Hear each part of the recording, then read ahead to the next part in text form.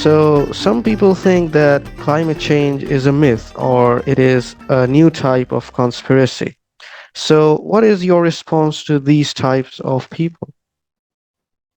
Well, yeah, if you say some people think this, it's got to be people who think this, by and large, are are really people who have not developed their intellect to the point where they can discern the difference between scientifically confirmed data and just nonsense, conspiracy theories of all sorts, aliens or whatever, right? The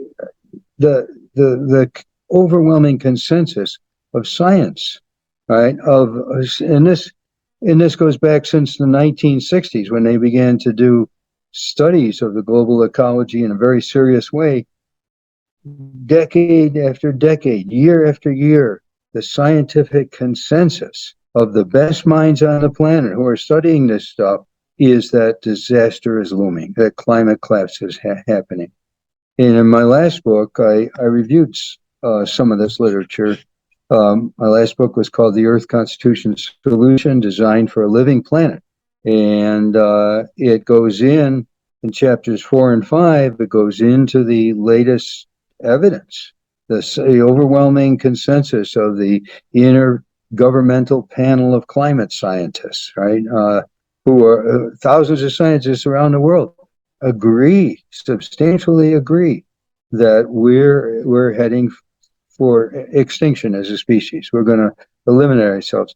So now under capitalism, the doubters are exacerbated by the big corporations that don't want to face this, right? The oil companies have spent millions of dollars trying to sow doubt, right? And any of these big polluters, the big mining companies and so on, those people who say that militarism is the most ecologically disastrous thing, which it is, they are all spending their millions of dollars trying to cultivate doubt in people's minds and get climate deniers out there, right? So it's a mass movement of a lot of people who really don't know how to think, right? But our dignity of as human beings requires that we learn to love, we learn to think, right? We learn that life is a process of growth. You don't, at age 16, we think we've got everything figured out. And at age 30, we think we've got everything figured out. It doesn't work that way, right? Life is a process of growth from beginning to end. And we should start paying attention to those people who are like the mature scientists in their voices, right? They have grown, maybe not spiritually, but intellectually, they've grown far enough that they can really see the patterns. And it is frightening what they see.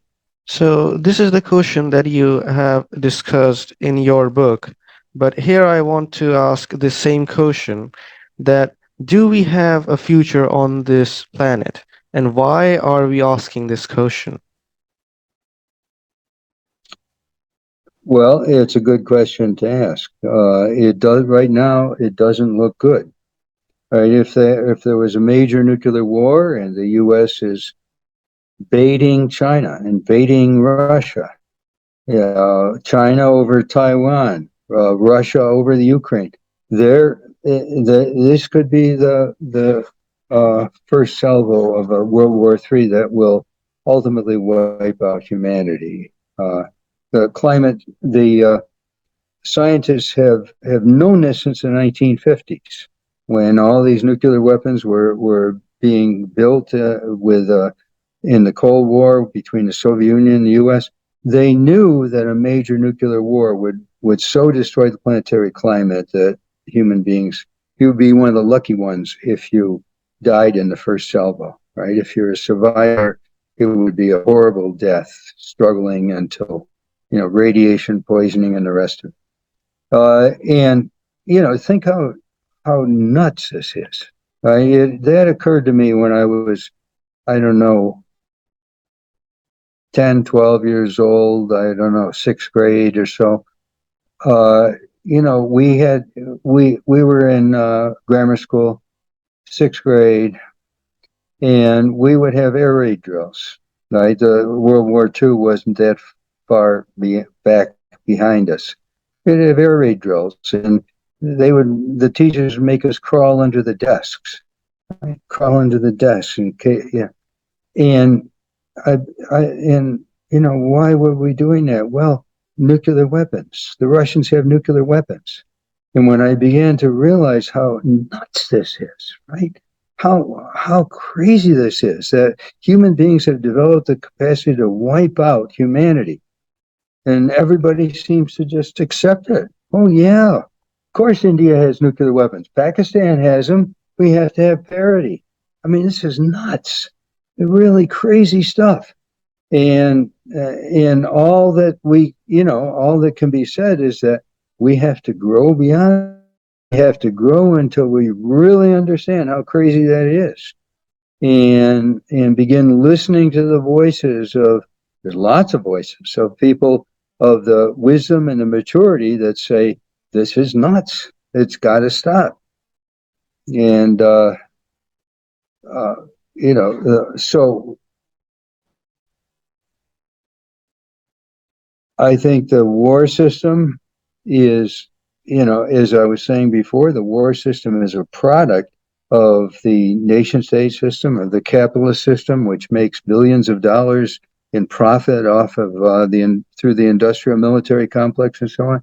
And unless our future on this planet looks very bleak unless we move to a higher level. The majority of us, or at least there's some thinkers who say it will only take about 10%.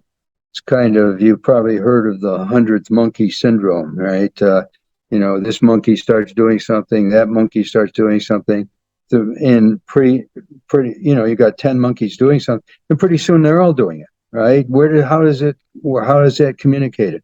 Well, that's if we get 10% of the world's population thinking sanely, thinking in terms of those kind of principles that I write about in my books, right? Justice, fairness, dialogue directed toward mutual understanding, holism, unity and diversity. If they begin thinking in those ways, just 10%, it may be that the whole world will begin to change, to realize. If we can't get that level of awareness in 10% of the world's population, it doesn't look good.